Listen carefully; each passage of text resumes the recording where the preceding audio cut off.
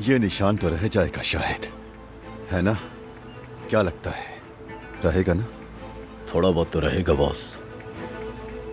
जब भी आईने में देखूंगा तो नादिर साहब बहुत याद आएंगे। उन्होंने मुझे कुछ समझा ही कब है, तुम देखना उनकी भी बारी आएगी। मेरे बाप ने मेरी जिंदगी जहर की, मैं उनसे भी हिसाब लूंगा। लेकिन फिलहाल निशाना बारान का रबे है। तो अब आप क्या करेंगे बॉस? कुछ तो करूंगा, मैं जरूर करूंगा। अपने मंसूबे एक एक करके पूरे करेंगे। एक एक करके काराबे फैमिली को खत्म करेंगे। बारान काराबे को कयामत का दिन दिखाए बगैर सुकून नहीं मिलेगा। तो क्या अपने आदमियों को खबर पहुंचा दूं मैं बॉस? अभी नहीं, अभी नहीं, शाहिद सही वक्त का इंतजार करेंगे।